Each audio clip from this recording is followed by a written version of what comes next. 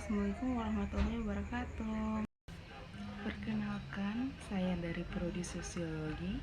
Nama saya Putri Dewi Nasanti. NPM saya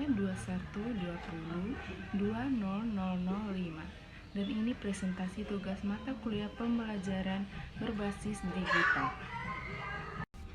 Oke, pertama-tama saya akan menjawab soal nomor 1 yang berbunyi teknologi digital yang dapat meningkatkan pembelajaran.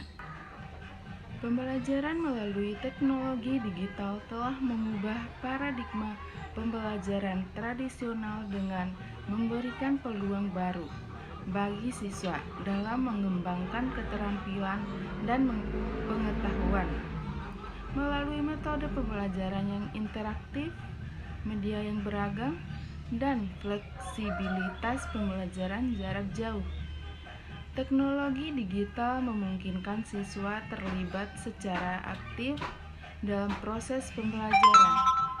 Siswa dapat mengakses sumber daya digital yang kaya akan informasi, mulai dari buku hingga video pembelajaran, yang membantu meningkatkan daya serap dan pemahaman materi. Selain itu, kolaborasi dan interaksi antara siswa juga ditingkatkan melalui platform pembelajaran online, memungkinkan mereka untuk berbagi ide, mendukung satu sama lain, dan belajar bersama dalam lingkungan virtual. Teknologi digital juga membantu siswa mengembangkan keterampilan yang relevan dengan era digital, seperti literasi digital, kritis berpikir, dan kemampuan beradaptasi dengan perubahan teknologi. Di era ini, penting bagi pendidik dan lembaga pendidikan untuk terus mengintegrasikan teknologi digital dengan strategi pembelajaran yang tepat, sehingga siswa dapat memanfaatkan potensi teknologi ini untuk meningkatkan pembelajaran mereka. Pendahuluan pembelajaran melalui teknologi digital telah menjadi topik yang sangat penting dalam dunia pendidikan. Teknologi digital telah mengubah cara kita memperoleh, mengakses, dan berbagai signifikan. Dalam era digital saat ini, siswa tidak hanya terbatas pada pembelajaran dengan buku teks konvensional, papan tulis, dan guru sebagai satu-satunya sumber pengetahuan. Teknologi digital telah membuka pintu untuk memperluas metode dan media pembelajaran yang tersedia bagi siswa. Dan dengan demikian, memungkinkan peningkatan dalam efektivitas dan efisiensi pembelajaran. Metode penelitian ini dapat menggunakan desain penelitian eksperimental atau kuasi eksperimental. Desain eksperimental melibatkan peningkatan pembagian kelompok siswa menjadi kelompok eksperimen dan kelompok kontrol, di mana kelompok eksperimen akan menurun sementara kelompok kontrol, dan penggunaan metode pembelajaran tradisional. Desain kuasi eksperimental dapat melibatkan pembandingan antara kelompok yang sudah menggunakan teknologi digital. 1. Perubahan metode pembelajaran. Metode pembelajaran telah mengalami perubahan signifikan seiring dengan kemajuan teknologi digital. Pendidikan cenderung satu arah, di mana guru berperan sebagai pengetahuan. Teknologi digital telah membawa perubahan yang signifikan dalam metode pembelajaran. Dari penyampaian materi yang lebih interaktif dan beragam, sisi yang diperluas, dan pendekatan pembelajaran yang adaptif, teknologi digital telah memberikan peluang baru lagi siswa untuk belajar secara efektif, kreatif, dan kolaborasi. Penting bagi institusi pendidikan dan guru untuk memanfaatkan potensi teknologi digital tersebut. 2. Perubahan media pembelajaran. Media pembelajaran digital menyediakan pengalaman belajar yang lebih interaktif dan menarik, seperti buku teks digital, video pembelajaran, simulasi interaktif, dan perangkat lunak pendidikan menggantikan pendekatan pengajaran tradisional yang berpusat pada guru. Siswa dapat berpartisipasi aktif dalam pembelajaran melalui fitur-fitur interaktif seperti pertanyaan, latihan interaktif, dan game edukasi.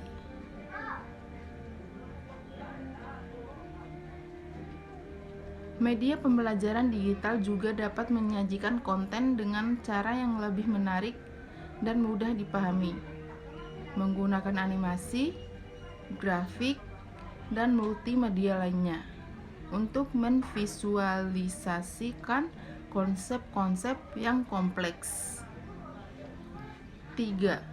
Meningkatkan karakter dan tanggung jawab siswa dalam menggunakan media digital sebagai sarana pengajaran.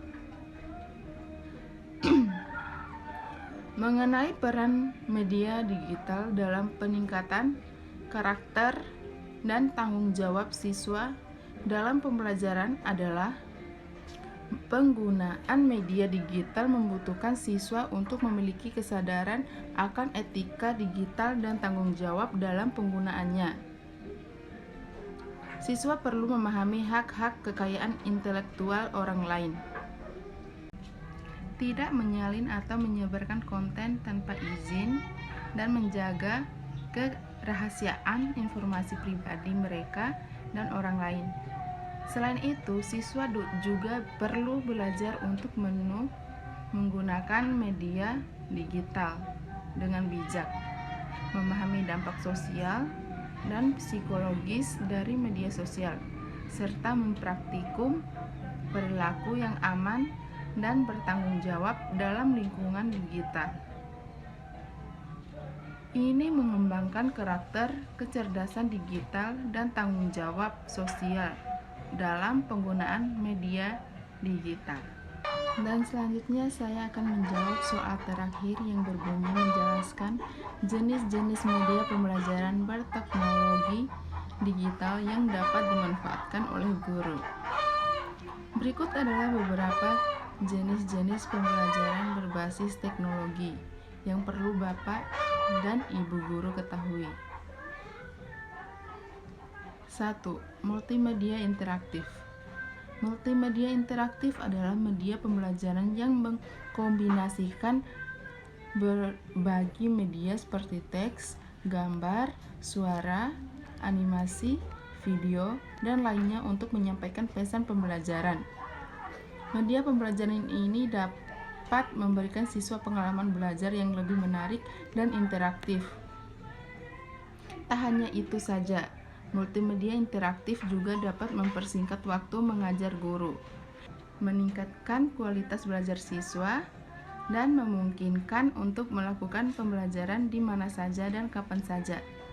2. Digital video dan animasi. Jenis media pembelajaran berbasis teknologi yang dapat dimanfaatkan oleh guru berikut adalah digital video dan animasi. Media pembelajaran seperti ini dinilai lebih efektif dan menarik bagi siswa dibandingkan hanya menggunakan buku teks saja. Sebab, dengan adanya pembelajaran berbasis video seperti ini dapat memudahkan siswa untuk memahami penjelasan guru karena ada gambar yang ditampilkan. Media pembelajaran ini juga lebih menarik karena adanya gambar dan simbol yang ditampilkan, memungkinkan penyerapan informasi yang lebih cepat dan memudahkan siswa mengingat materi yang dipelajari. Ada berbagai jenis media pembelajaran berbasis video yang dapat Bapak dan Ibu guru kembangkan. antara lain mikrovideo, video instruksional pendek yang berfokus pada penjelasan satu topik saja, sehingga cocok diterapkan saat guru ingin menjelaskan suatu konsep sederhana dan rumit. Tutorial, video yang menjelaskan langkah-langkah yang perlu dilakukan untuk menyelesaikan suatu tugas. Screenshot, mirip dengan jenis video tutorial, tetapi screencast berbentuk rekaman video digital yang mereka aktivitas di layar komputer seseorang. Jenis video ini sangat cocok jika guru ingin memberikan contoh secara langsung terhadap suatu tugas kepada siswa. Animasi digital yang dikemas dalam bentuk video sehingga membuat pembelajaran menjadi lebih menarik. Jenis yang ketiga adalah podcast atau play on demand and broadcast adalah sebuah media digital yang bersedia dalam bentuk rekaman audio yang dapat didengar oleh banyak orang secara terbuka. Podcast ini terlihat mirip dengan siaran radio. Bedanya, khas membutuhkan koneksi internet untuk mendengarkan rekaman audio, dan beliau bisa didengar di mana saja dan kapan saja tanpa koneksi internet. Belakangan, podcast sering dimanfaatkan sebagai media pembelajaran. Hal ini dikarenakan podcast dapat memberikan berbagai manfaat untuk siswa maupun guru dalam belajar. Jenis media pembelajaran ini juga sangat fleksibel karena dapat diakses di mana saja tanpa batasan waktu. Media pembelajaran podcast juga sangat cocok diterapkan pada siswa yang memiliki gaya belajar auditori. Jenis keempat adalah augmented reality atau AR. Augmented reality atau AR adalah sebuah teknologi yang merupakan gabungan dari benda maya 2 atau 3 dimensi dengan lingkungan nyata. Media pembelajaran ini memungkinkan guru untuk memvisualisasikan konsep yang abstrak secara real time. Namun gunakan media pembelajaran AR ini, Bapak dan Ibu guru membutuhkan bantuan alat khusus seperti webcam, kamera, dan kacamata khusus AR. 5. Virtual Reality VR. Virtual reality adalah sebuah teknologi yang memungkinkan seseorang untuk merasa seolah-olah melihat secara langsung, bahkan terlihat langsung secara fisik dalam suatu aktivitas dengan bantuan komputer dan sejumlah peralatan tertentu.